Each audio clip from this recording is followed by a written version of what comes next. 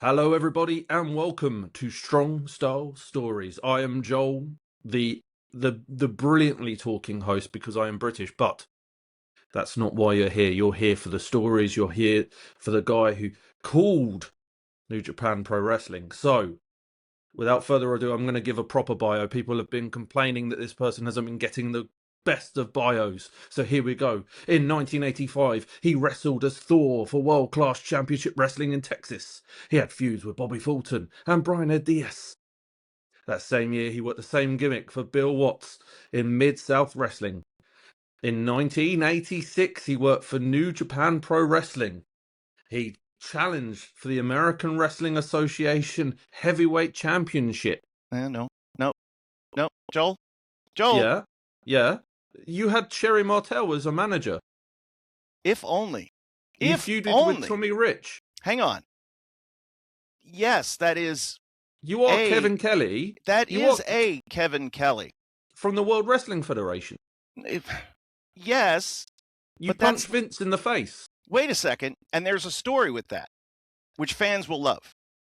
But I'm the Kevin Kelly who was just the nonce who held the microphone for The Rock, who did some backstage interviews, who called the third-rate shows on WWF syndication, who started Bite This, who was the managing editor of the publications, who moved up to talent relations, who then got let go with cost-cutting in 2003.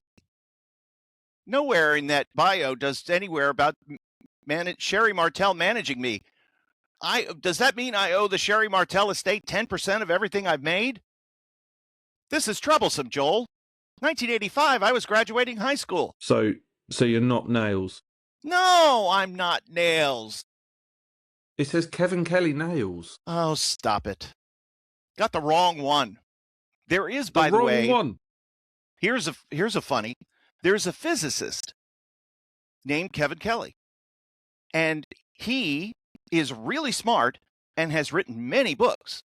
And occasionally I will get like a message, social media, something with some young physicist asking for advice, help, questions about a particular theorem. And I'm like, you got the wrong guy, pal. Wait, is this Kevin Kelly? I'm like, help. I say I barely can read. The man you're speaking of is a brilliant physicist. Well, yes, he is. That's not me, pal. Oh, so you're not Nails? No, I'm not Nails. You didn't sign my Hasbro? No, I ignored you when you handed that to me because I thought you were throwing a shot at me. But listen, do you know how much money that's worth, Kevin? I know. So the Brown County Arena, Green Bay, Wisconsin, it's right across the street from where the Green Bay Packers play. Okay, so it's a well-visited venue, and it's hosted WWF/E events for years and years and years. Always been a great town. And that was where I started my World Wrestling Federation career. I didn't start by going to Stanford. I started by going to Raw. We happened to be at the Brown County Arena. So the night before was the King of the Ring, where Steve Austin says, Austin 316 says, I just whipped your ass. June 23rd, 1996, Austin says that quote. Many people say that was the start of the Attitude Era. I start June 24, 1996, Brown County Arena. So that was the real start. That was the real start of the Attitude Era. I take credit for just about all of it. Anyway. And so you should. And I'm there, new guy, just, sit up, wave my hand. Hello, I'm just here.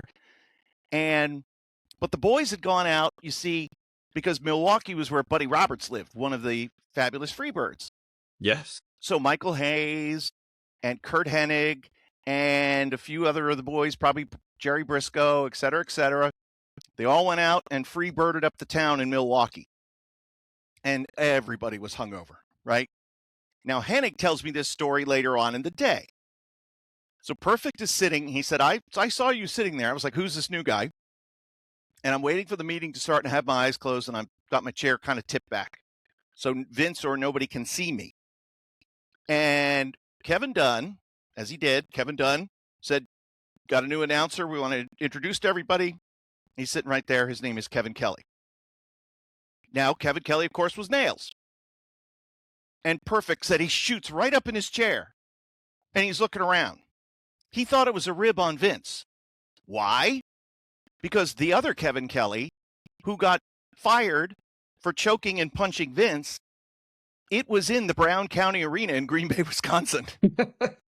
It couldn't have worked out any better. I had no idea. Very few people had any idea. I'm sure Vince had forgotten about it. But that was the high spot of the meeting. Perfect said I sobered up really quickly because I thought, A, he's here, or B, this is the greatest rib ever on Vince. And then, of course, everybody's coming to me the whole day like, hey, did you hear about Kevin Kelly, the other, nails? Yeah, I heard the story. Oh, my God. So my WWF career was off to a flying start on the first day. Yes, but people thought you punched Vince, so that's people respected you automatically. Street cred, as the kids call it. Jerry Briscoe immediately said to me, hey, we're Florida guys. We're going to look out for each other. I'll make sure you're all right. I said, thank you very much, Jerry. He knew who I was from, he knew I had come from Florida. And I appreciated that so much. Same thing with Paul Bearer. Just super nice, gracious right away. And I got to talk to my relative. Did you know I was related to a WWF legend, a Hall of Famer? Wait, have you heard this? Let me guess this. Yeah. The Gobbledygooker? No, he's not a Hall of Famer. He was a fictitious turkey. No. But I see you, I think turkey. I'm sorry. I was related by marriage. I was related to Gorilla Monsoon. His sister-in-law married my uncle. Nepo baby Kevin Kelly. That's how I got the job right there. Yeah. So I went over to, Gino that day, introduced myself, and I said, you may not remember this, but in like 1975, your sister-in-law married my uncle. And I told the people's names, and he was like, well, yeah, I do remember that. And I said, my father came over and got an autograph from you and brought it home to me, and I thought it was a big deal. I was really excited. So it's nice to meet you and nice to get to work with you. And he's like, well, this is so neat. And that it's a great story because he effectively was the announcer of a generation, but people don't necessarily think of him as an announcer anymore because of the gorilla position. Yes, and congratulations to the great Brian Solomon, who wrote a brilliant book about Gorilla Monsoon's life. And again, when I look back and I see the old matches with him in Japan against Baba, and I know that he wrestled everybody in Japan, and he was a frequent traveler over there in the when he was really, really active. It's neat to see. And I'm so happy for Brian's success about the Gorilla Monsoon book. And it is just a must read. So it is on my wish list. I have a funny feeling that the wife has not got it for Christmas. So it might be something you get in the in January for me, but I'm looking forward to reading it because obviously I have to read about one of my friends and co-host's relative is very important. I'm sure that is not mentioned in the book, although I did have some quotes for the book because I got to work with the great Gorilla Monsoon. I got to do commentary with him, and he was just such a neat guy. I've never known anybody who was as beloved as he was for a rather prickly bastard.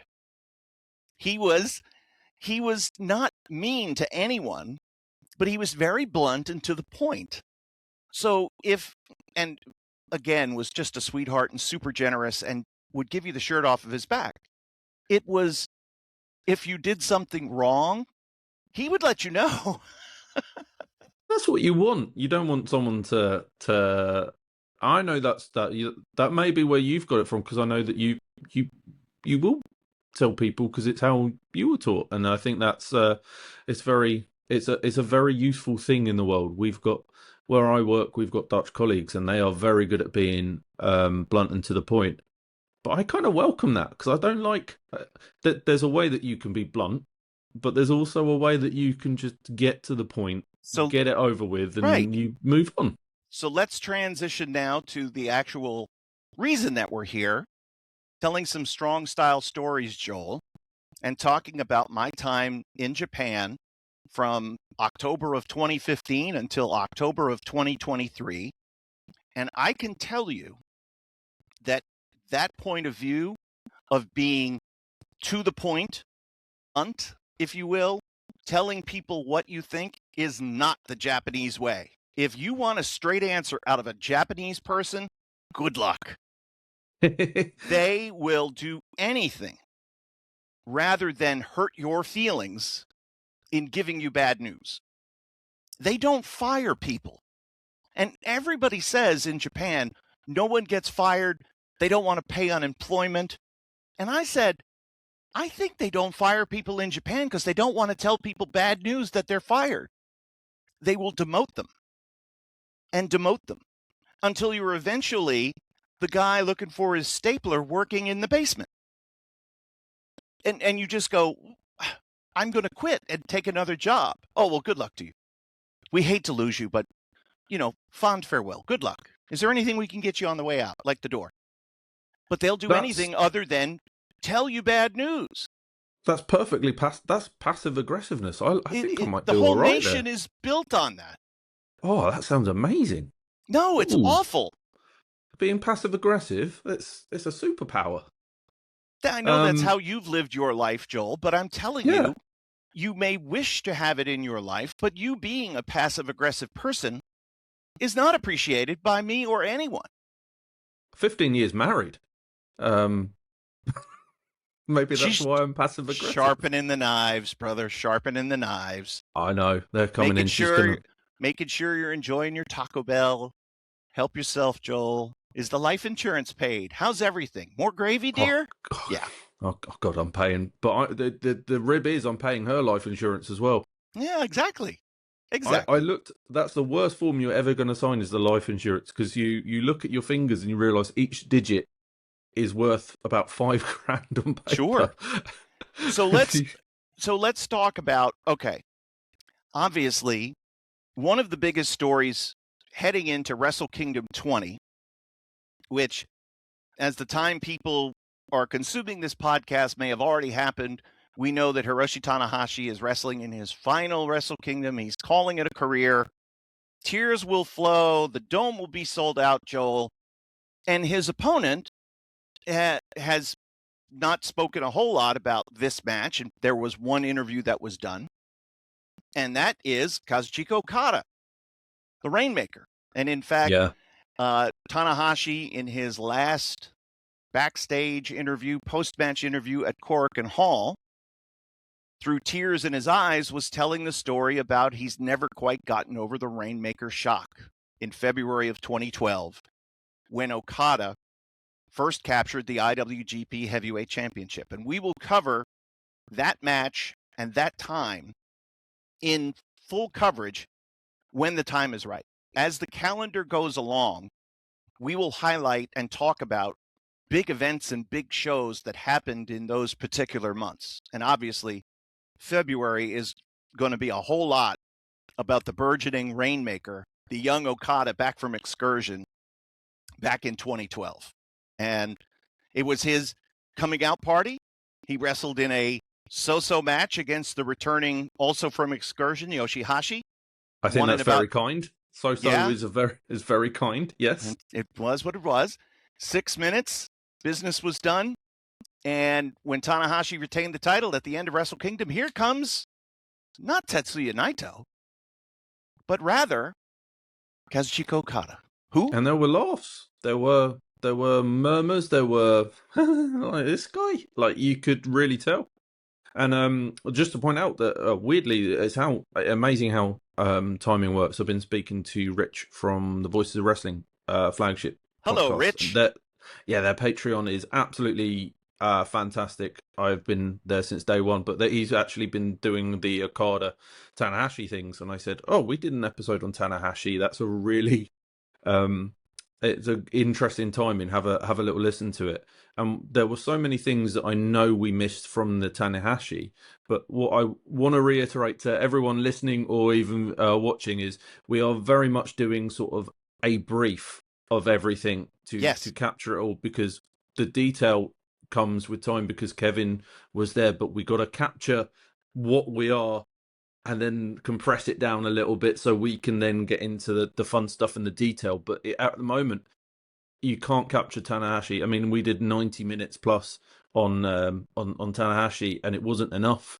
But we told some stories, and there'll be plenty more. Yes. When we're here for a long time, not a good time. Is that the Right. saying, Kevin? There will be, yes, there will be many Tanahashi stories, because along the way, throughout the years, he revisits so many of his old rivals.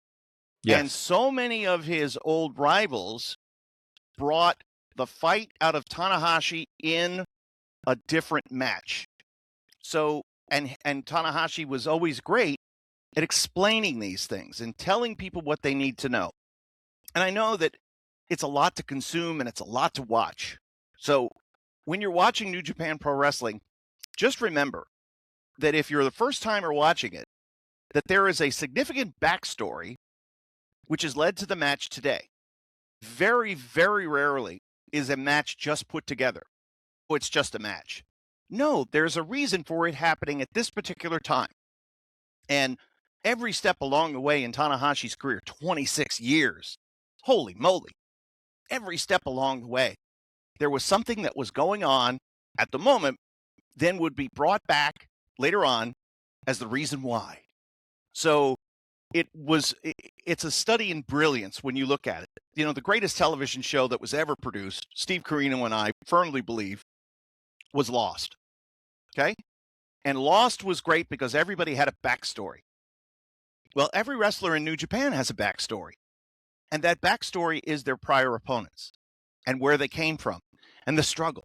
And everybody's struggle is different. Yes. And how that individual was, how that person was treated by said, insert wrestler here, when they were a young boy or a dojo. That's where a lot of these things can come from, and we're going to see a lot of it, because if you think about how, you know, if you think of Los Ingobernables de Japón, how did I do with that pronunciation? It's pretty good. Thank you. They were a lot of outcasts and a lot of Yes. sort of these outsiders, and even then you can form factions from those who don't fit in from that dojo system. It is such a quite a wholesome way to do it. It is very, very in deep if you want it to be, but if you want it to be just a match, you are going to get something out of it, and potentially you might start developing that fandom and going back and watching. And I think that's why Kevin's so important, because you're all over. I know you said you started October 2015. You go back further, because you know you've called a lot of the older action, you've called a lot of the G1s that didn't have any commentary. There's a lot of you before you arrived. But one thing that I did watch, they've put together sort of a Tanahashi retrospect, and they've put on New Japan World, and it's fantastic. But today they did something to me that I don't think's particularly fair. I watched Tanahashi versus China. I did not did not enjoy that. But it also there was a fever dream of a Steiner brothers and Tanahashi. I can't remember, Suzuki. There was someone that is tagging with, and then China's just in the middle. And I was like, well, she'll get out the ring eventually, and she never got out the ring. And I was like, oh my god, she's officiating. And you just went, this was 2002. This was a different time. This was again. You've got a story. You've got everything there that Tanahashi has built up through. He probably would have loved working with China, because he was a big fan of Shawn Michaels, and that period of time that you were in the Fed, he probably appreciated. So it all goes full circle. Tanahashi enjoyed working with everybody until the bell rang, but Tanahashi was always able to figure out how to pull a good match out of them, and a lot of it would rely on Tanahashi doing, and this is so passive aggressive if you think about it, Joel, Tanahashi would do a lot of the heavy lifting in these matches, right? The person would be the base in the middle, his opponent. And Tanahashi would be the one running. He would be the one flying around. He's the one doing all the work. And yet he's the one who's crashing into, whether it's Manabu Nakanishi or I was thinking Fale, because Fale's Fale. best matches were against Tanahashi, Yeah. and there was that period of time where they would always be in the same block in the G1, if I remember rightly. There was always Tanahashi always had his Fale match, and it was always the best Fale match of the G1. Exactly, because Tanahashi makes it great, but then at the end of the match, Tanahashi says it was all about you. You did great, and he's a master at that. And we talked about last, on episode 2, with the Tanahashi, we talked about how he made certain wrestlers, but there isn't anyone that he, and you hate to use the term made because talent, the cream rises to the top, Kevin. But the best decision he made was probably, that wrestling Okada, losing to Okada, trading it back, and I think the launching pad for the Rainmaker era, that really sweet spot of the peak of New Japan at that time with Okada on top, is thanks to all of the legwork that Tanahashi did, which is why I think it's going to be so important that they finish off what they started. But potentially the feud could have gone in even longer if Okada stayed. And what we're going to be talking about today is, why did Okada leave? Biggest it must news, have been the money. The biggest news story. Yeah. The biggest news story for New Japan was the departure of the Rainmaker. Okada, homegrown talent, came from the dojo, wanted to be in New Japan, 16 years old, was too young, and was sent to Mexico, trained with Ultimo Dragon, Torimon, came back, 18. Now he's in the dojo. And goes to TNA for excursion, comes back from TNA, and is immediately becoming the IWGP Heavyweight Champion. And the reason is because everybody knew from day one, seeing him, meeting him, watching him move, that Okada was going to be the greatest of all. And Okada had it. He had that it factor. He had the movement. He had the subtle charisma. He wasn't over the top like Tanahashi was, but rather in his own way and in his own time, he would be the man, and grew into the role of the man while wearing the title, which is extremely hard because they tried it with Shinsuke and it didn't work. And they had to go back to the IC title to bring it forward. But with Okada, it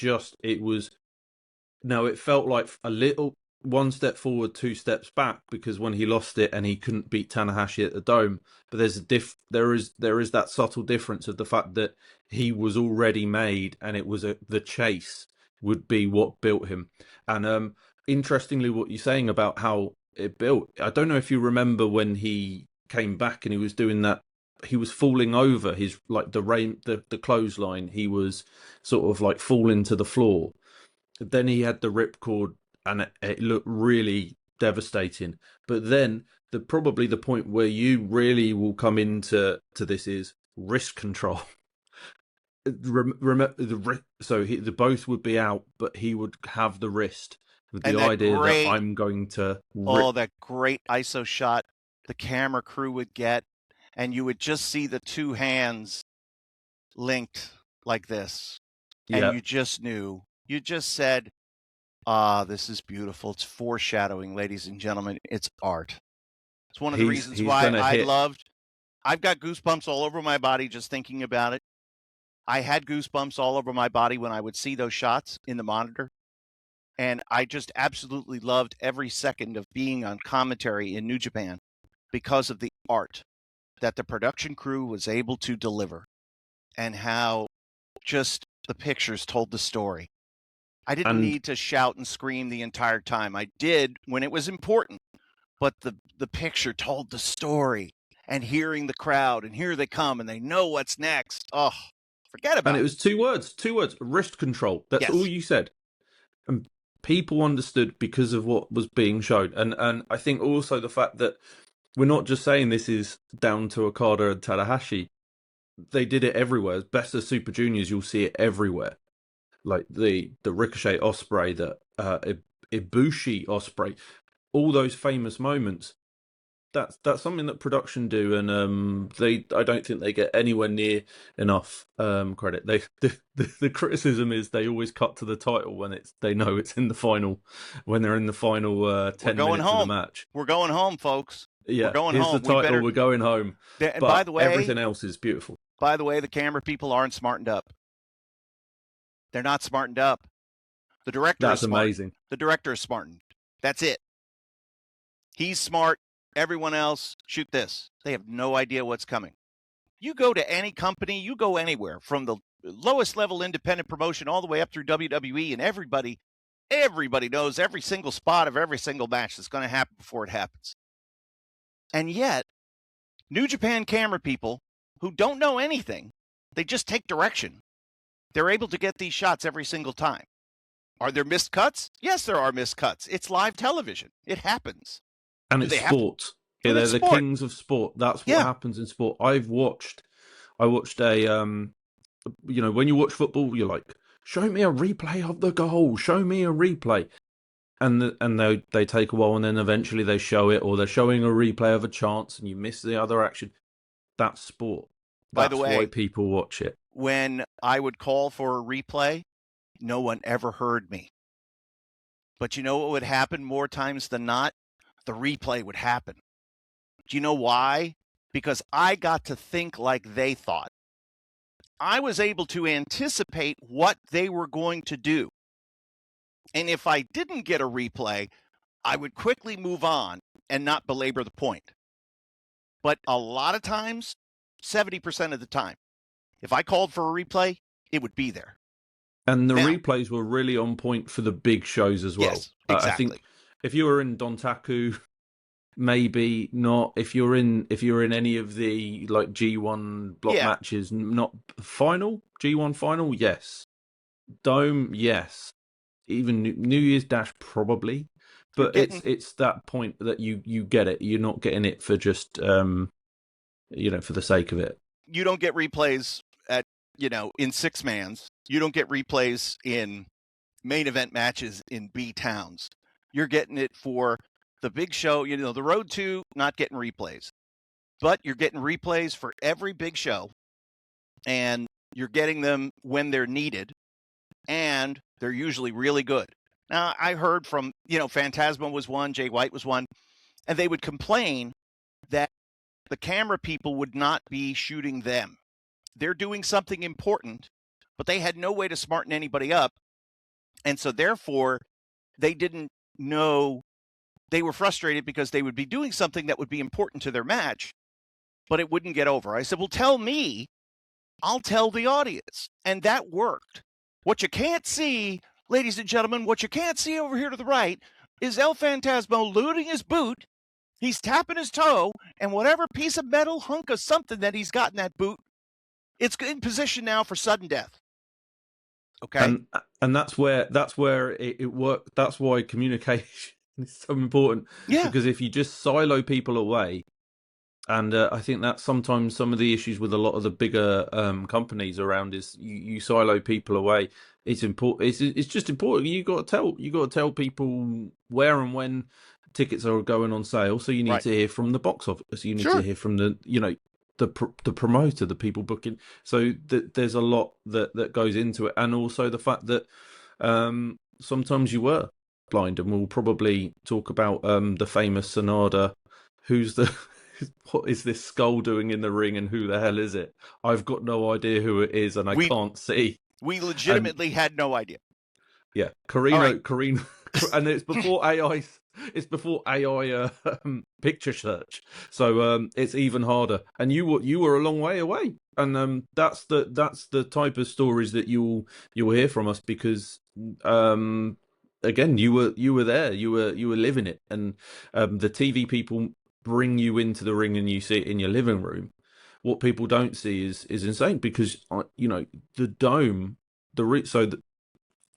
I've got the dome background. The dome background is here. This is a picture that Kevin took from one of the hotels. So the dome is sort of behind me if you're watching.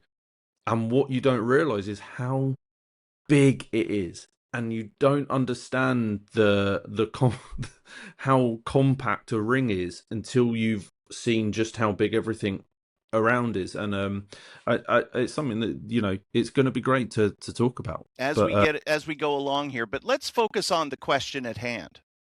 Why did Kazuchika Okada leave New Japan Pro Wrestling? Was it your fault, Kevin? Did you? It was not my fault. I did not push him.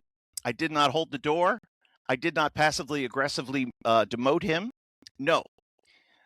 It didn't happen overnight, Joel, but it had everything to do with pride. And it had everything to do with respect. And that Okada felt a lack of respect from the office.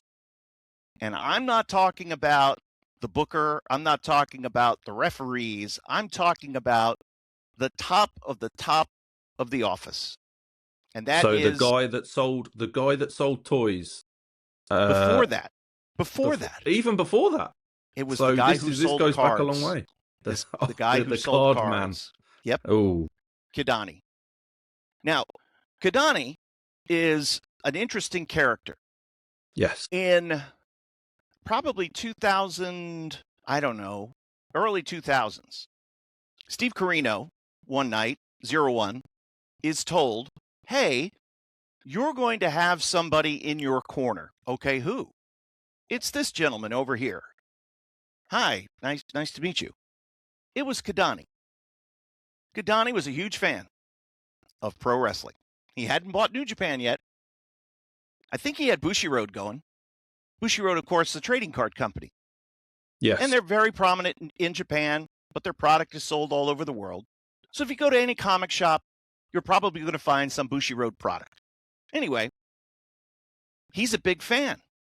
And he paid money to be in the corner of this particular match. And because Corino was involved with it, he knew, or whoever it was that set this deal up, that Corino would be able to make sure that Kidani would get a little something out of it other than just standing there, right? Piece of business. Yeah, so Corino had him involved in a couple of different little things, kept it very simple, but made sure that Kidani got his jollies that night, got his money's worth. So he was able to tell all of his friends, look at me, I'm in pro wrestling now. Lo and behold. It's like a sponsor plus. Would you say Sponsor it's plus. like a... Yeah. Sponsor plus. And we'll do an entire episode on sponsors and what they mean coming up. But for this point now, we're talking about Okada. And at this point, Kidani is not involved in New Japan at all. And I think Okada is probably in grade school. So now New Japan is sold to Kidani, 50%. Yuke's, the video game manufacturer, sells their part of New Japan Pro Wrestling to Kidani and Bushiroad. So Kidani is the new president. And he wants to make splashes. He wants to do some big things. One of the first things that he does, and this is what, 2013 or so? Yeah, it was early on, just as Okada was coming up. Yeah. When he does this, there was a meeting about this afterward. Without telling anybody, Kidani on his own signed Katsuyori Shibata back to New Japan. He didn't tell anyone. So at the anniversary show, when you see Shibata come out with Kidani and he gets a new contract, that was news to everybody in the back, including the booker. Gato had no idea. People were fuming, okay? And they had to tell him, listen, it's your company. You could do whatever you want to do. But don't you ever do that, because that screws everything up. Now we have to figure out a way to try to get Shibata back in the fold. You don't just sign somebody. You got to figure out what he's going to do.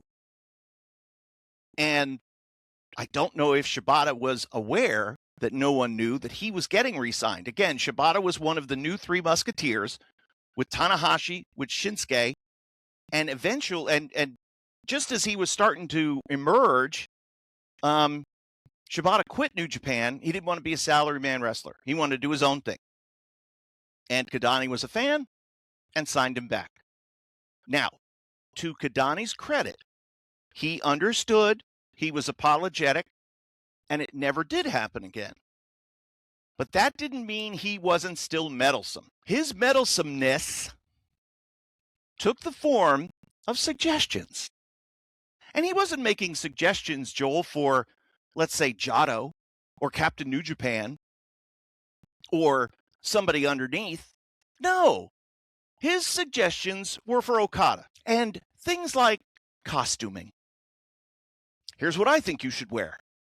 And Okada would be like, okay, here, I've set up an appointment for you to go see a designer. What? I don't want this. I don't need this. I have my own people. I have my own way that I want to dress. No. You need to go. You need to go. Ooh, okay. I don't know whether or not Okada went, but Okada told me that story. That would piss me off too. Yes. Now, along the way, when you're the owner, okay, the hierarchy of New Japan Pro Wrestling, owner, and then they put somebody in the president's role. Beneath the president is the chairman. And the chairman is and has been Sugabayashi. Sugabayashi was a promoter in Fukuoka. He was the one that promoted the Fukuoka Dome shows with Hogan and Muta. He built that town from what it was to what it became and did such an awesome job as promoter that he was eventually promoted to the role of chairman. Okay? And the chairman, of course, we see Sugabayashi at all the contract signings. He's the one that announces the upcoming matches on the tours. And he's the one he's the middleman. And he's also the guy that apologizes when something goes wrong as well. There's a... Quite often, yes.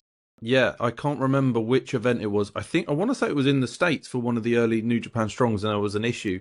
And he's just in the ring saying, so sorry for ages. But that's what that role is. That's what that role is. Yeah. So anyway, and he's kind of the liaison between the office and the booking committee.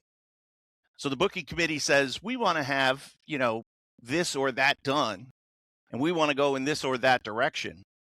And then it's up to Sugabayashi to give it the yay or nay based around feedback that he gets from the big bosses in charge. And it's a great position to have, but it's a heat spot because it isolates the booking committee from interference from suits. But that means that, and they don't have to directly go to the higher-ups, but Sugabayashi is the one that has to hear all their nonsense. Okay? Because Cornette has said it, I've agreed with it, nothing screws up pro wrestling quite like suits, Joel.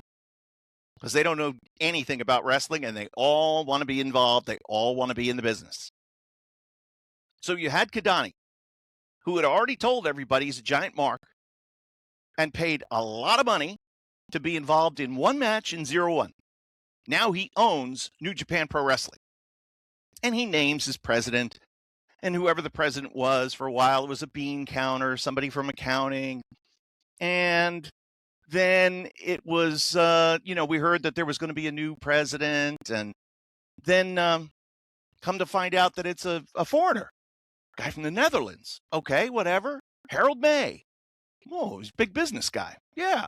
Had a lot of success bringing Heineken to Japan and had a lot of success starting and working for and owning a toy company. Tomy. Yeah, he was big with Tomy because Yes. I was working in for the, I don't want to reveal my CV too much, but I was working for a company called Argos, which is a big and there was a big toy element, and they said, yeah, that's very inbred. And I mentioned the fact that, my favourite promotion's getting this guy from Tomy. He went, oh, that's someone actually in from like the head Japan. Like they don't like it was. I got the impression, well, this must be a big deal because this is. And he was saying all the right things. He's like, we've got the best looking wrestlers. We should be exploiting that. We should be doing teddy bears. I was like, oh, this guy's going at it from the merch standpoint. He's gone 80s Vince. It was certain right, and it certainly worked For Vince McMahon in the 80s, absolutely. The merchandise took off like a rocket ship for WWF, and the boys made money. Everybody made money. And it continues to be a main part of compensation for wrestlers today. So the new president of New Japan Pro Wrestling is another guy that has never worked in wrestling before. The previous president had come from accounting in New Japan. And as an accountant, he has no say on anything. But he was just the financial yay or nay. Let's look at the cost. Let's look at how much we're bringing in. What's the return on investment? Whatever questions he might have asked. That was some of the push and pull that we had early on with New Japan World. Can we bring Kevin over for this tour? Kevin is available and would like to work on this tour. I would go to Gato and say, Gato, is this something you would like? Yes, please. Okay. I would tell my handler, the guy who was involved in the office.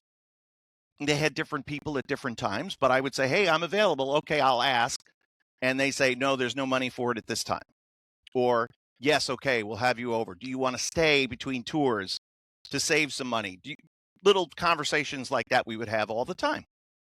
So it was all very much dollars and cents.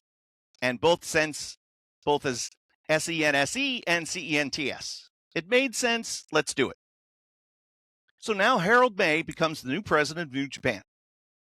And for whatever reason, he decides, probably because Kadani told him, to let's get Okada doing things that we want Okada to do. And he became the annoyance for Okada, buzzing around all the time, ideas, suggestions. Again, Okada is a very low-key individual who's very prideful, who knows what he's doing. It doesn't need guidance from some mark who sells toys. It got so bad, the relationship between Okada and, in this case, Harold May, that Okada said to me, as we're all talking about what a goof Harold May and his minion Michael Craven is, Okada says to me, I don't want to bump for him anymore. I never heard that phraseology from a wrestler. But it's an interesting point of view. Joel, if I work for you and you're asking me to put my body on the line, doesn't there need to be there needs to be compassion, there needs to be a relationship. I'm asking you to do this, and you're willing to do it for the greater good. Okada was to the point that he didn't want to bump for Harold May with Harold May being president. That's how bad it got. And this is your top guy. And that was it's sooner than you think. So it's not the fact that AEW came along and it was there and they've got the relation. No, this was going on, 2018, 2019? Yes, exactly. That's about right. So yes, I can talk about my brief encounter with Michael Craven, because I was speaking to Super J-Cast Damon McDonald, whose producer was getting absolutely yelled at by Michael Craven at the first Royal Quest show. Every time you saw Michael Craven, you knew who he was without knowing who he was, because he had this little man bag going around and he was walking around like he owned the place.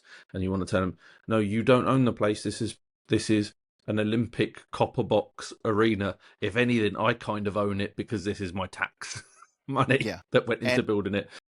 So and I don't want to spend a lot of time on Michael Craven. I don't want to use my oxygen talking about him. But it was at the Copper Box where our relationship finally came to an end. Okay?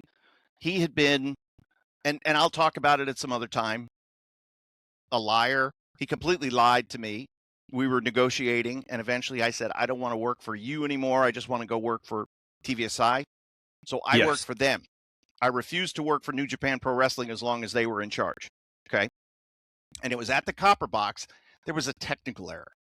And some of our commentary wasn't recorded. So after the show, we needed to go back and re-record some commentary in the building. So we were asked to do this.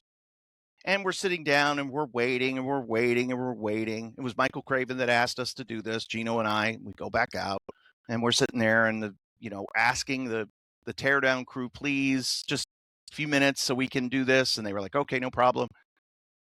And eventually, and Craven's whole thing was he wanted to be on TV. He wanted to be a star. He wanted to be part of the commentary. And I kept saying, no, absolutely not. I remember this. I've forgotten this. This is great. This was the guy, Michael Craven, who hired Lanny Poffo to do New Japan commentary. Okay? These are the people that are annoying Okada. And it was at the Copper Box after the show where we're waiting to do commentary for a part of a match that wasn't recorded because the commentary equipment that Craven had got were cheap and crappy and didn't work, and the whole production was a mess. And he said, Kevin, I could come in and do commentary with you. And I got up out of my chair, Joel. I kicked my chair over and I said, look here, MFer. I don't ever want to hear from you again. Get the blank out of my face right now. And he backed off. And Gino said, I thought it was a joke at first, and then I realized you were very serious. And I said, yes, I was as serious as a heart attack. I would have wrapped my hands around his throat that night if he didn't get away from me. And he did. And he never spoke to me again. And my life was better because of it. These are the people that are annoying Okada. I'm the lowest man on the totem pole, Joel. I am just the English commentator. And I hated these people with a deep purple passion. And the day that Harold May got fired, we were doing the G1, and Gato and I danced a jig in the locker room. We were so happy. Hey, he got fired. And I got the message, Fale, just dance with Gato. Yeah, danced with Gato that day. That was the message. I was like, oh, he's been fired then. Yeah, I danced with you Gato. Knew. Yes. And danced with Fale. And the three of us all dancing, jumping up and down, because Fale had his stomach full of Craven because of his involvement in Australia, New Zealand. Okay. And it was more than any of us could bear. So then Craven is gone, and the humiliation that followed for Kidani, again, this was his choice. So politically, in a country that's built on pride, we're talking about pride because that was what Okada felt all of these slights to be, an issue of pride. Kidani had to swallow his pride. Now, it wasn't just because people in New Japan had complained about it. No, people from TVSI had complained about it as well, because they were this close to losing TVSI as a partner. And that's something because TVSI, as we've said previously, they own a chunk of it, and they own the TV. So without TVSI, New Japan are just a touring circus, effectively, because you don't have the TV, you don't have the cameras, you don't have the commentary. Nothing. Yeah, you got nothing, because Harold May thought, again, this is a guy with no television experience, with no wrestling experience. This is a guy who thought, well, we can get a better television deal somewhere else with another channel in Japan. Now, it's not like the United States where there's cable networks, all over the place.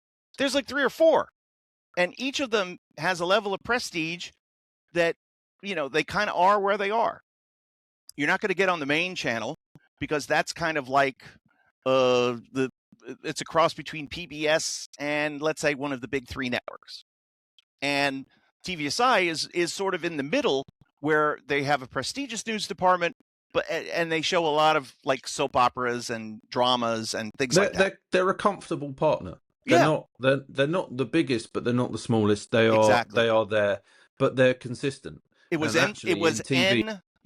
Nippon Television, NTV, and eventually that was the first partner that Inoki got, and then they changed names at some point along the way and became TVSI. Yes. So anyway, since day one, since New Japan has had television, TVSI has been there, great partner. Why would Harold May go and poke the hornet's nest and decide to do all of these things? Well, there have been people that have worked for TVSI for the past 50 years, and they started as the lowest level production assistant intern, and now they're an executive. okay, and they're aging and they're getting ready to retire maybe in the next few years, they went and talked to Kidani. And basically, and this came from my people, TVSI, because by this point I was not talking to New Japan anymore. I was only working with TVSI. You'd signed, so you'd to bring it in. It's your contract was a bit weird, but weirdly, this incident with Michael Craven meant that you actually had contract, and there were other things that perks that went with it, that you had a little bit of security. Right. Instead of New Japan contract that TVSI would pay part of, it was basically the other way around. Yes. TVSI held the contract, New Japan would pay part of it. That's how it worked, basically. So the person in charge of me told me that those conversations went something like this. And this is me paraphrasing, Joel. Get a hold of your boy, Kidani, because he's pissing us off. And he's not going to get a better deal anywhere. And if he doesn't stop it, we're going to pack up and go home. And then you're not going to have shit. That's paraphrasing. I wasn't in the room. And anyway, Kidani heard that. It wasn't the first conversation, by the way. Others, lower level people, had conversations with Kidani that didn't go so well for them. Kidani blew his stack in one meeting and told everybody, get out of my office. How dare you? This is what we're doing. Harold May had Kidani convinced that he could do all of these things. He could sell toys. He could make teddy bears. He could turn the good-looking wrestlers into bigger stars, but that he could also get better deals all around the world.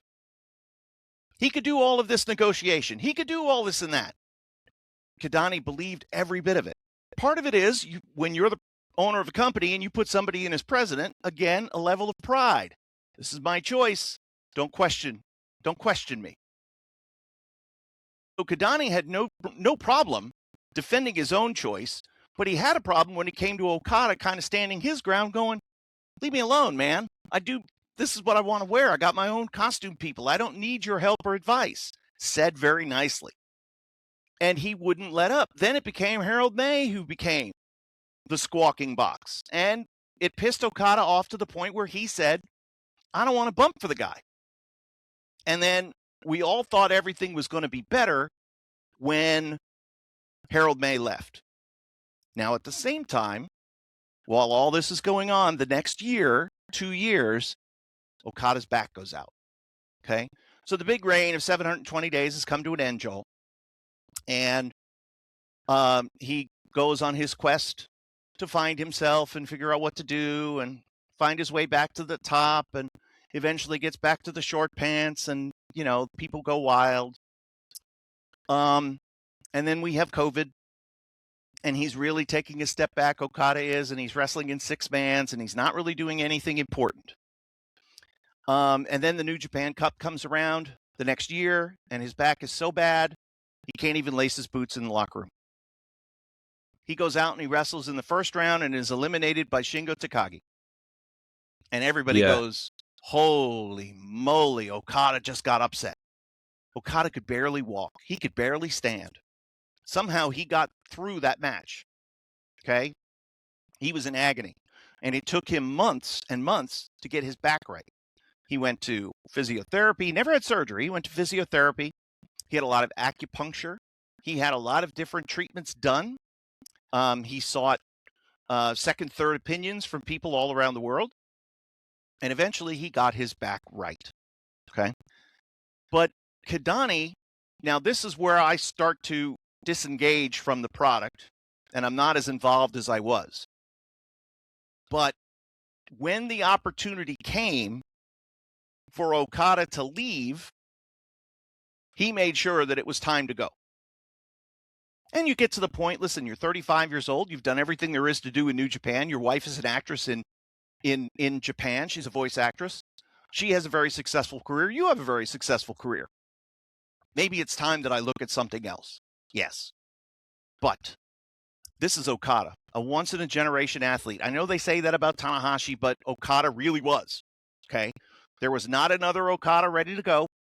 There was not another person that was ready to take the reins and run with it. because they had hoped that it would be Jay White, but he had left. They hoped that it would be Will Ospreay, but he would leave. And the foreign stars that they had banked on eventually took the bank with Tony Khan. But Okada, his was more about pride, Joel. He could have gladly just swallowed his pride and done what he wanted to do and just say, yeah, I'm just going to stay here and be loyal like everybody else. But he said no, because that's the Okada that I've always known. He does things his own way. Here's the type of guy that Okada is. So Jeff Cobb and I are walking in, I can't remember the name of the town, but they're famous for tongue. Okay, beef tongue. We're walking to the restaurant and we see Okada in a rental car. Hey, what are you doing? Oh, I rented a car. I went driving around. Oh, cool. Where are you going? We're going to go to the restaurant, tongue restaurant. Oh, I know where it is. Jump in. Jeff Cobb and I had the world's most famous Uber driver, right? We did give him a 5-star rating, though. Anyway, so Okada drives us around and drops us off at the restaurant. That's the type of guy that Okada was. He'd do anything for you. He was wonderful. He would always pick up the check. If you're in a restaurant and you're not eating with him, but if he saw you eating in there, he would walk over to you. He did this to me more than once. And, when they bring out, let's say, a ramen, and you get the bowl and they put the check on the thing. So you can pay anytime. He would walk over, see it, and grab it. Hey, what are you doing? I pay. Come on, man. I'm not even eating with you. But he would see me and would do that. And he would do that for a lot of people. That's the type of guy he was. Great guy. So I had an interaction with him at a hotel in Milton Keynes. That sounds very bad. But when I was dropping my friends off to a hotel after the Strong Style Evolved, and that's where the wrestlers were, and Okada was there, and he was there, and people were asking for pictures, and he said, I'm happy to speak to you and hang out, but no pictures. People have spent a lot of money to have a picture with me at the actual arena, but I will speak to you and sign anything that you want, but I won't have a picture. And I thought, that's someone that actually really understands the effort and the value that people put into it, but also how giving he was with his time. The fact that he just had a match, and that, I think that was pre bad back being as bad as it was, but I think that's when he lost the title. He had lost it to Kenny. He had lost it to Kenny at Dominion a few weeks before. Yes, and this was right. So this was July either 1st or 2nd. The 1st or end of June, 30th of June, something like that. So he was fresh. It was fresh from it, but it wasn't the injury that did it. He probably was hurting because he carried the company, and that's the other point I want to say. If you've carried a company but you're being micromanaged whilst carrying the company, I think if you think about what you do for a living in anything, whatever your job is, if you are a plumber and the person that's paying you is looking over and saying, hey, that sink's the wrong way round, I'm pretty sure it shouldn't be that way round. Mm-hmm. Have you thought about changing the way that you install that sink? The plumber would say, go away, leave me alone, I'm the professional. That's what was happening with Okada. He was being left alone, and he was already at the top of his game, and they were saying, I can improve you. You can't, because he's it. I don't understand. I never will understand what the thought process was in doing that. I can only say it was done out of ignorance. They weren't trying to break Okada. Okada wasn't some rebel who wouldn't listen. In fact, if anything, he was the opposite. He was the super quiet guy. I don't think it was about him. Yeah, it wasn't about him. It was those in charge who wanted to go see that guy. I made him. I told him to do that. It's ego. And it's can't their do ego. That. No. And you already own the company. You go, I own this. But instead you're like, no, that guy, I told him what to do and he did it. Yep. How many professional sports figures have we heard leave a team, they sign a free agent contract, and they say it's not about the money? 9 times out of 10, it's about the money. This was one time where it wasn't about the money. He was making really good money. Yep. He was perfectly happy here. We spoke about it a lot. Okada's, so 1A, Shibata 1B Okada, and sometimes I would switch round. The reason being is I saw Okada before in person before I saw Shibata, but Shibata I saw so much it was ridiculous. But Okada was the guy that made you sort of like get up out of your seat, even if you're at home, and sort of go, what?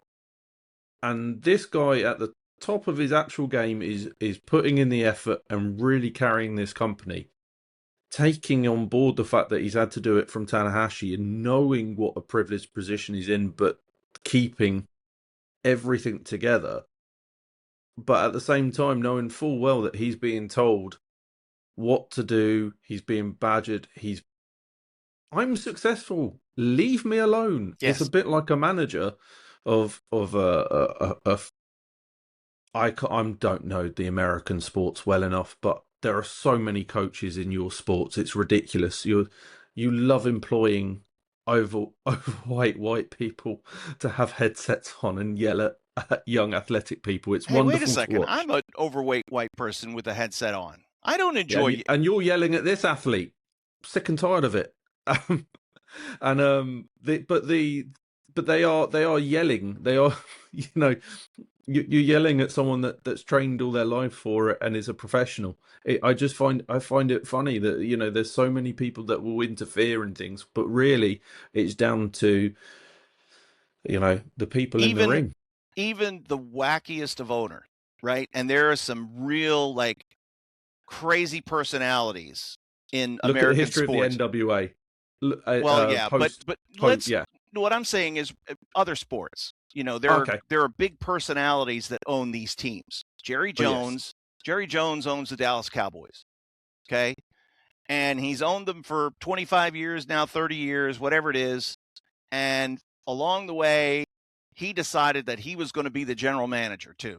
All right, you're the owner. Al Davis was another guy. He owned the Oakland Raiders back in their heyday. And he was still around and still owned the team and still had things to say and opinions to give and personnel to choose and blah, blah, blah. It's one thing to have that relationship. It's another to tell the football player how to do their job. And neither Jerry Jones nor Al Davis ever did that. They would talk about hard work and the Cowboy way, the Raider way, this, that, or the other. But the players themselves, no player ever said, I don't want to play for the Cowboys anymore because Jerry Jones is a pain in my ass, right? But the only owner that ever did that was Kadani. And Kadani chased away the biggest star that he had with ego. Now, why is this different? Why is this different than Tetsuya Naito? Tetsuya Naito was a business decision. Tetsuya Naito is not what Okada is. Tetsuya Naito is a draw. He sells merch. But Tetsuya Naito is on the way down. And the company had seen his decline. And the company, mentally, he's just not there anymore, right? Too many concussions, whatever it might be. He can't remember matches. He's all over the place, right? And he's had some real stinkers over the last few years. And I think what they said is, you're not going to be in as prominent a role because you don't have the same mental faculties you used to have, or physically you can't do what we need you to do. And therefore, because you're not going to be in as prominent a role, you're slotted down here now. Your money will decrease. Guys over 40 in New Japan Pro Wrestling, most of the time, see their money decrease. Doesn't matter how hard they work. You become the dads. You become one of the dads. Okay? And eventually, those dads say, I've had enough. Physically, my body is continuing to break down. Yes, I'm continuing to work hard. I'm doing the best that I can, but I'm not paid at the level that I used to be paid. I can only take it for so long. Some guys leave sooner rather than later. A non-talked about retirement also will come at the Dome, and Tenzan is not going to wrestle after the Dome anymore. And that's been a long time coming because Tenzan's body is shot. Tenzan knows he's shot and has been thankful for every opportunity that he's gotten along the way. So he will bow out gracefully, and that's it. But we're not talking about Tenzan here with Okada. We're talking about a company that didn't have a bench, that had a bunch of young kids on the come up and needed to be put in position to be the next Rainmaker, right? To be the next star. And Okada had gotten to the point where he was not going to do anything to help anybody else. That's how bad the relationship got. And so when Okada left, there were some people that were like, okay, that's a good thing because it's the best thing for both sides. Okada's not happy. There are boys that are, some of the boys aren't happy, but they all understand. And Okada needs to leave. And he left. But it falls at the feet of Kidani. And that's why this story is so important, because everyone puts 2 and 2 together and just comes up with 5. It's so interesting because people go, well, Okada really likes the Bucks because they were really nice to him when they were in TNA. They helped him out a great deal in TNA, yes. True. He treats them well. True, but he treats everyone well. Yes. So he needed the money. He was being compensated very well by New Japan, and it wasn't about the money. What people see is the fact that WWE and AEW had a bidding war against him. The reason being is he'd already decided that he was going to leave. So it looks like it's for the money, but all he did was the smart thing. He went into free agency, and the only 2 teams that could afford him were bidding. So yeah, he might have gone for the most amount of money, but it wasn't because he was looking to create a nest egg. He wasn't King Harley Race in, going to Vince eventually. He was someone still at the peak who had a lot to offer, but knew that this company in New Japan wasn't going to look after him like someone that had worked that hard should. They didn't look after him with the back. I think that's probably the story I'm getting. They were still booking him. They didn't give him time away. If that period of time, you never get time away. You never get time away. And Tanahashi wouldn't work between sort of end of April. He would miss the May tour, or if he worked on it, he would be in sort of 6 to 8 man tags and wouldn't do much. But Okada was doing singles for like you said, he had that match with Shingo, which I think people were like, he's given up, he doesn't have it anymore. The dude just couldn't get through. I think someone told me, I'm assuming it's you, couldn't get through the ropes. He couldn't lace his boots, Joel. Yes, he couldn't. Yeah, you said, but when he was pumped, the TENS machine had done its bit. He'd covered himself in muscle relaxing gel to get through.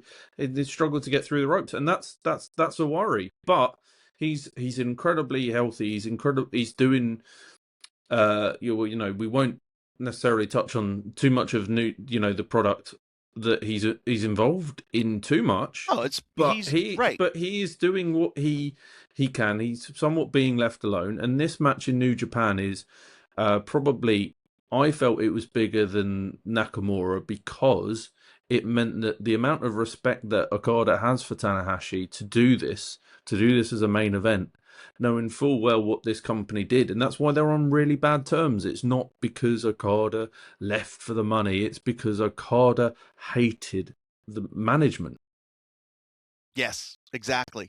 And for him to come back and do Tanahashi's final match, of course, he's thrilled to be asked. Second of all, he has such incredible reverence for Tanahashi. Yes. They may not have always gotten along. There may have been some Tanahashi's camp, Okada's camp. You know what I mean? It could have been the boys trying to stir it up in the locker room. Could have been whatever. I mean, we touched on it last episode about Omega and Tanahashi. I watched an interview that Omega went on to Tanahashi's sort of talk show, and they kind of went into detail, and you can kind of tell that there is a professional rivalry that will turn personal, and there will be these 2 camps that pick their side. But I would say that that's happened in every territory, in every promotion, in every, and you're the guy. That's you're the guy quite until healthy. Right, you're the guy until you're not the guy. And a great, respectful, personal rivalry brings out the best, right? Absolutely. Tanahashi was never accused of being somehow undercutting, was cutting, you'd hear about guys like Triple H and Scott Steiner, for example. I saw it. I watched it live. I saw exactly what was happening. Then the next time I saw Scotty, I talked to him, and that was what we talked about how Triple H sandbagged him and cut the legs out from underneath him. Okay? That's not personal rivalry. That is fear. That is ego. That's protecting your spot. That's that's personal politics. Personal that is, politics. Now, whether or not Vince had told him to do that, or Triple H thought he would curry favor with Vince because he would do that, it just proved the point. It proved the point that Scott Steiner can't hang with Triple H, even though Triple H is the one who sandbagged him and made a bad match. Tanahashi would never, ever, ever do that. Tanahashi worked with everybody and would make the best match possible. The best matches of your career are against Tanahashi. Why? Because it didn't matter whether he was up or down. All that mattered was he was going to do his thing. And even as we all saw him start to slow down and not have the turn in his hips and not have the drive to hit the ropes with such ferocity like he used to, we knew that we were getting the best Tanahashi that there could possibly be given the circumstances of the match, right? You don't need an A Tanahashi for an 8-man tag. But you need an A Tanahashi throughout the entire G1. If he's going to make a run in the New Japan Cup, you need A Tanahashi. And if he's in a big singles match at Dominion or at the Dome, you need A Tanahashi. Yes. So we always got that. Or a Korakuen. Any Korakuen Hall show, pretty much I mean, he obviously worked multi-man, but you were getting I would say that you were getting some level of high-end Tanahashi. And in the Tanahashi episode, we talked about how they felt that Korakuen was the be-all, end-all, that they needed to, because Korakuen was on its ass like the rest of the business was. They couldn't sell out Korakuen, and Tanahashi talked about that in his exit interview at Korakuen after his last match, where all through the 2000s they were struggling, and when they finally got it to the point where it was sold out, they had really accomplished something. We're talking about 1,500 seats, folks. 1,500 seats in a city with 20 million people, and they couldn't even fill that place. That's how bad business was. You can tell with the walkway when the wrestlers come out, they're coming out at the at the angle, at the diagonal. There's plenty of room. There's plenty of room for a good chunk of the time that Kevin's talking about. But when you talk about when you were there doing the commentary, there, it was a tight squeeze. It was. There was a couple times that we had to do commentary upstairs because they wanted to sell the floor seats. And I was like, hell yeah, that's great. Sell the floor seats. I don't care. I'll call it from the rafters. Me and Chris Sabin called the finals the Best of Super Juniors from the rafters. We had fans hanging all over us because this was when, of course, they still sold the standing rooms and the people had put the banners out, and I missed that. I really missed that time. It was super no vacancy. Yeah, it wasn't super no vacancy. Right. Super no vacancy, folks, is when all the standing rooms are sold.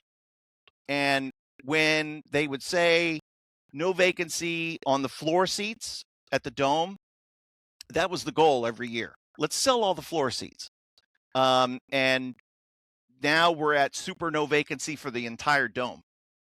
And a little birdie told me that the Dome would have sold without Okada, and that they gave the Okada announcement a bit of reason. Hey, thanks, Okada. You helped push the remaining tickets they were already sold.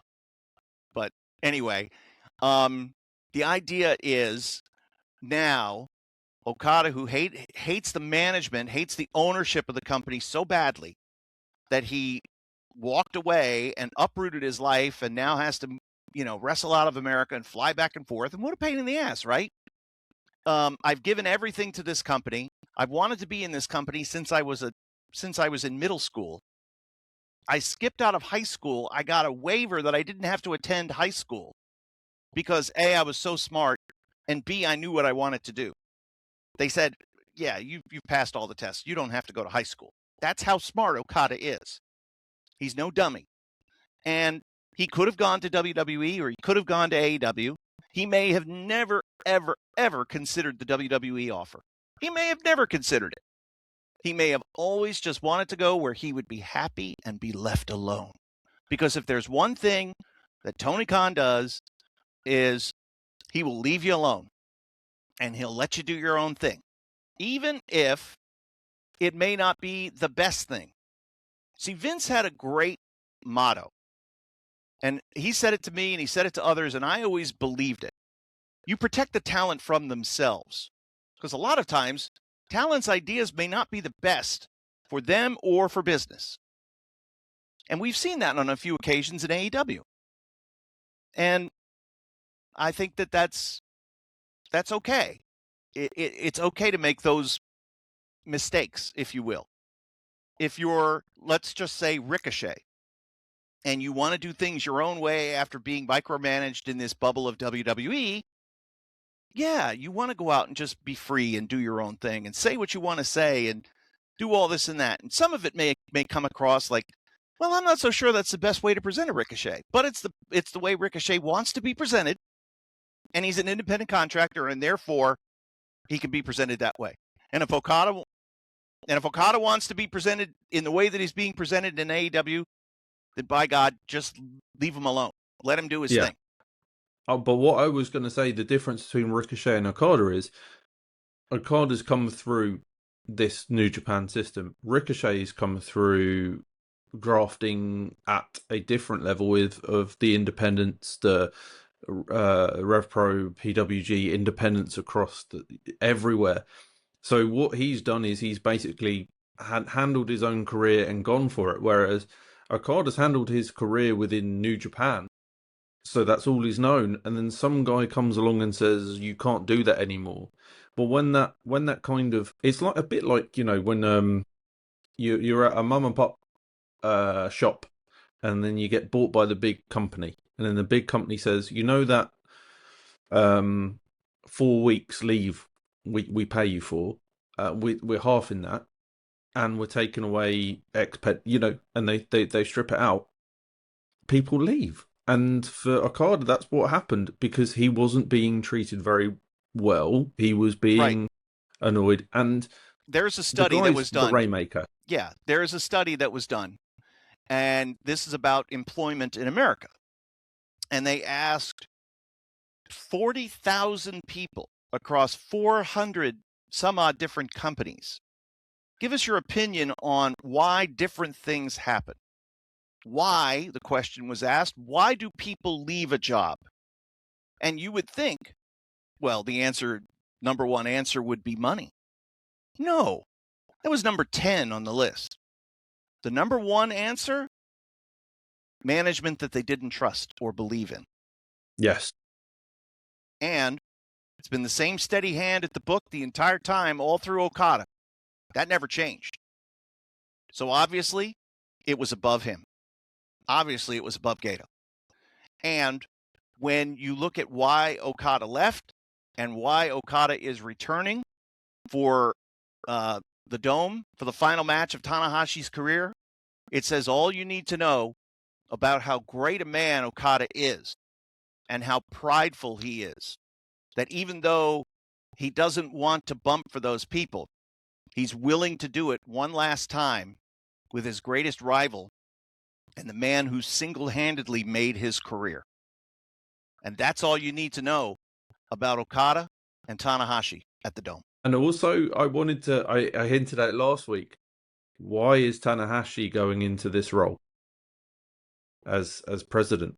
Because he's now the guy who will be able to take the ideas and be another layer. And Kadani's not going to be able to have his sway with Tanahashi at all. At all. Tanahashi is the type of person, he's so magnificent, Joel. He's the type of guy that would take a bad idea that you have and not tell you it's a bad idea, put you over for suggesting an idea, and then somehow make you feel good for not using it. Right? Yeah. We're going to go in a different direction, but let me tell you why I love you so much. That's the type of person that Tanahashi is. That's why I have such a good feeling about the future of New Japan.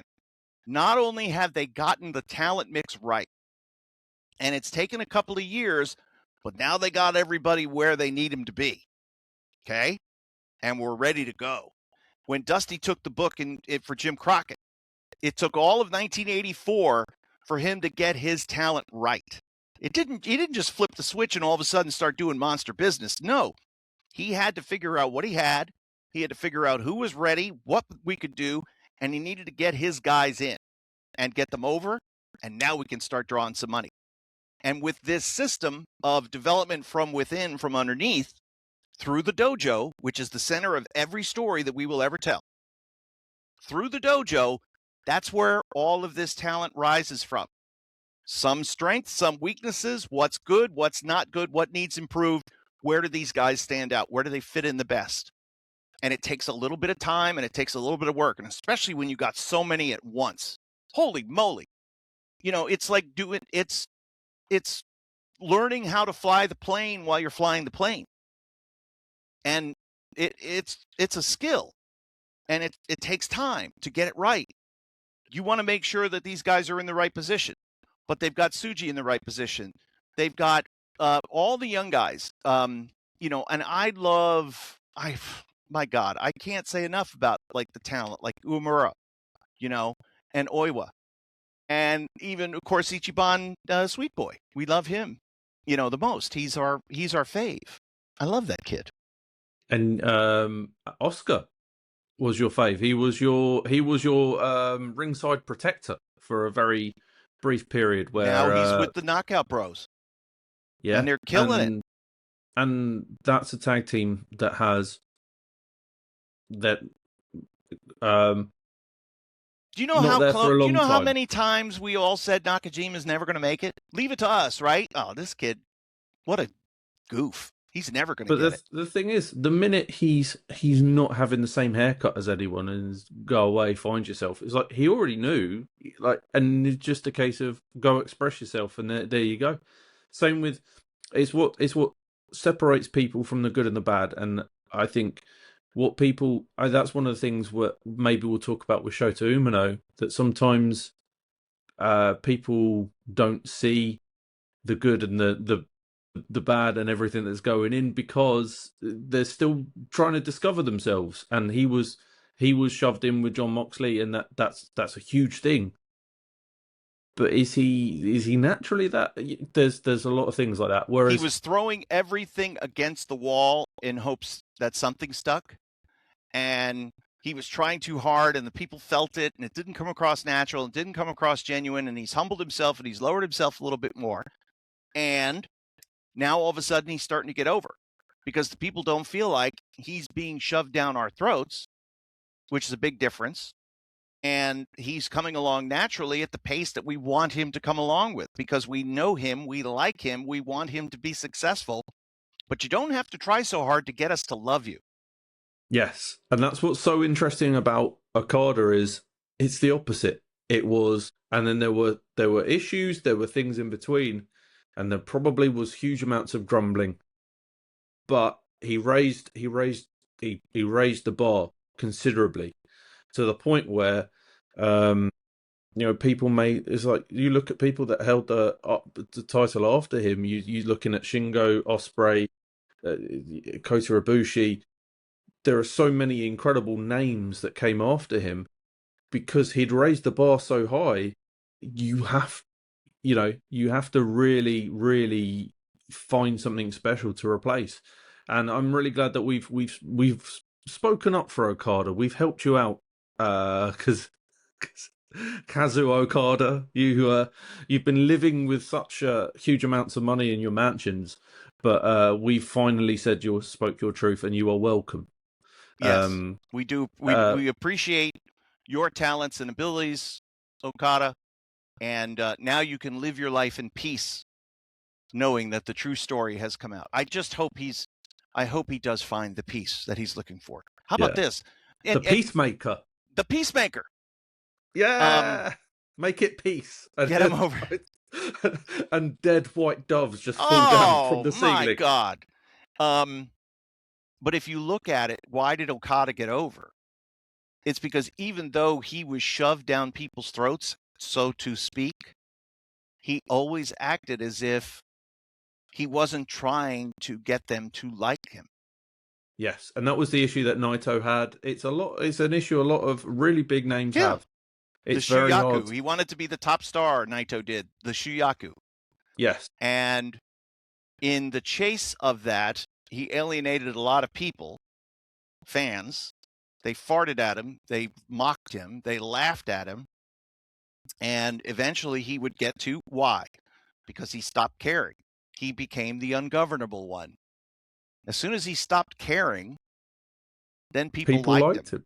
People loved him, and his merch sales were ridiculous. And if you think about this period of New Japan, think about the management that Kevin's spoken about, and some of the pain in the backside. It's imagine how well it would have been if everyone liked working there. Yeah, and for these top guys, I think everybody, no matter the company, no matter the person, somebody's going to complain about something, right? Yeah, and that's that true. happened. Yeah, that's true in every business. Wrestling is no different. There was a time I went, and it was right before the Dome, and I went to the not the new Tokon shop, but the older one before they moved, and I was just wandering around, and the person that was there behind the counter, they spoke a little bit of English and they knew who I was. So I was chatting them up about different things that sell and different things. And what about this? And how this is interesting. And he had a lot of great information. And I said, just curious, what is, who is the top selling t-shirt?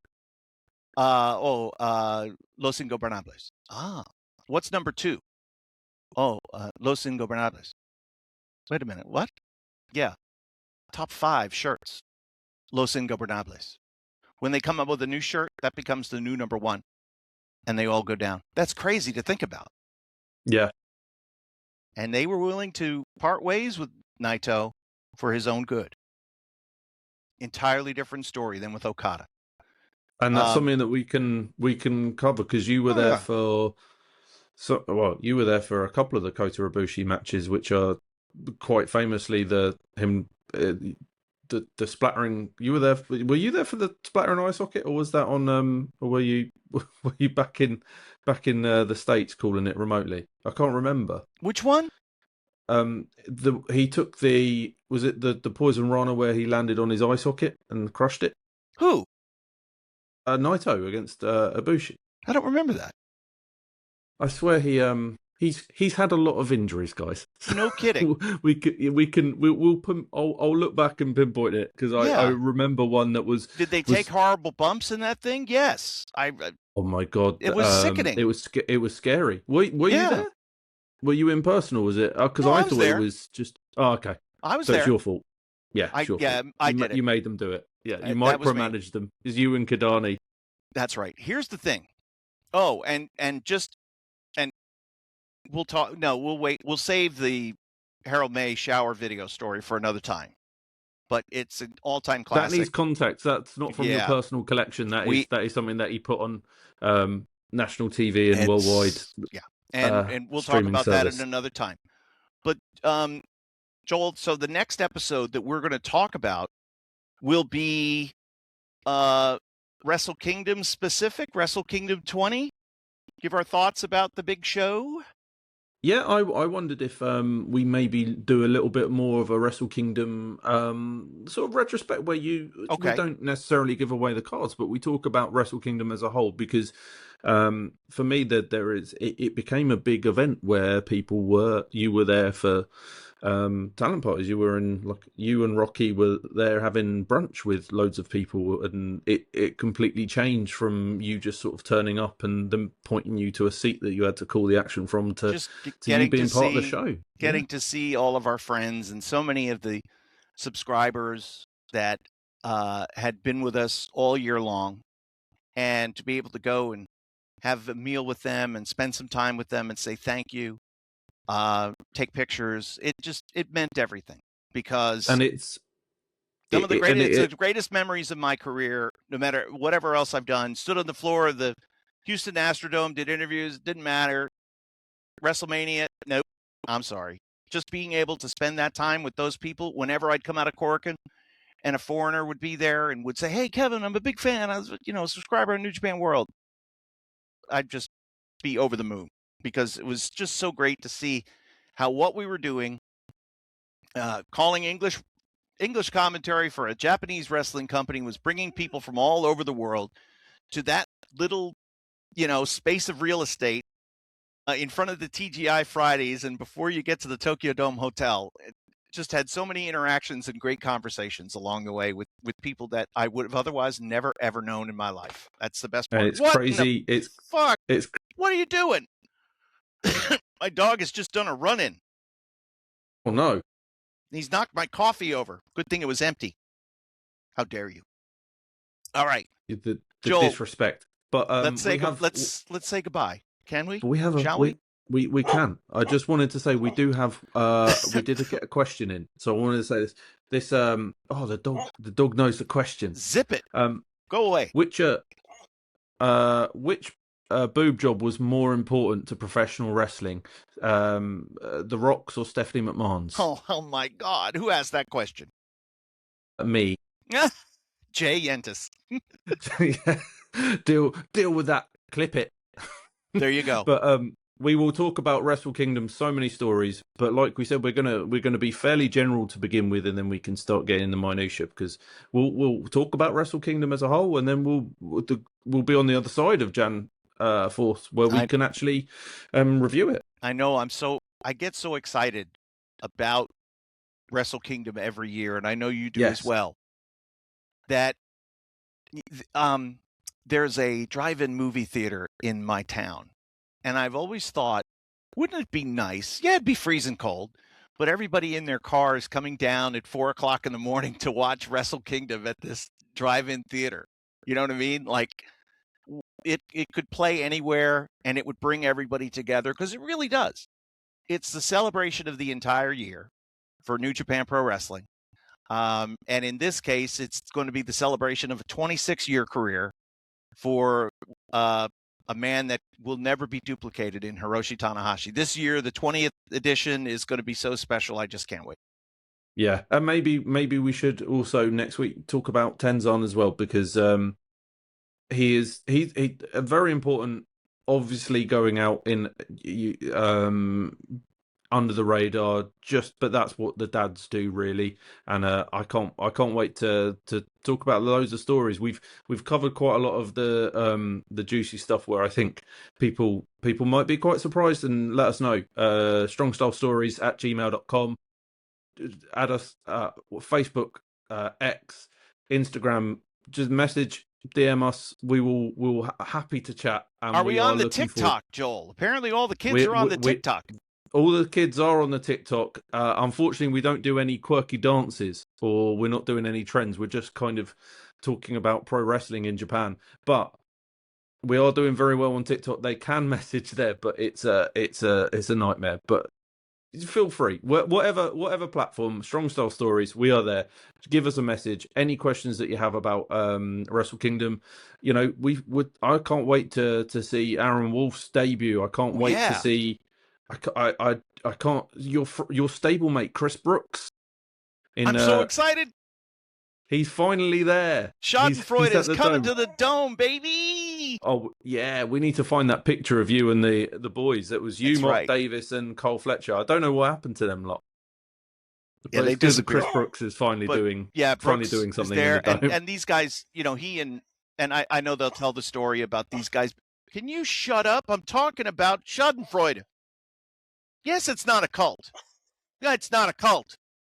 But they live together in the Midlands, and they're mates, and they're going to knock hell out of one another, and it's awesome. And it's going to be great. And we've got so many stories that we can talk about from that, because obviously I saw Chris Brooks a lot Rev Pro Mm-hmm. and such. So there's loads of things that we can talk about, and I'm very excited to review Wrestle Kingdom with you Yes. in a public forum, because normally we'd have about a 2-hour conversation afterwards, and you'd be absolutely exhausted because you've done New Year's Dash as well, and would be like, oh, why did this, why did Gato choose this, and The same it's going to feeling. be great. I know the same feeling that I used to have at the end of shows is how I feel at the end of one of these podcasts. It starts off like, I hope everything's going to be okay. And then it just flows and comes out. And at the end of it, I just feel like I'm on this high from having relived these moments and these memories. And it's great. But the best part, of course, is always hanging up and not having to talk to you anymore. So that's the best part about the end of this. I apologize. Well, think how bad it is. It is for me. I've still got to listen to you editing this bad boy. Oh, I get you double the Kevin, I know. which no one asked for. No. No, but it's been an absolute pleasure talking to you. Thank you so much for sharing your insights with Okada. He didn't do it for the money, people. Didn't do it for the money. I can't reiterate. He didn't do it. He was disrespected. Yes. Hey, we've all moved company due to disrespect. Come on, guys. Yes. It ain't about the money. Love to everyone. Mwah. Love to you all. You're doing the Kenny Omega. Good Yep. night. Bang. But anyway, thank you very much. Peace.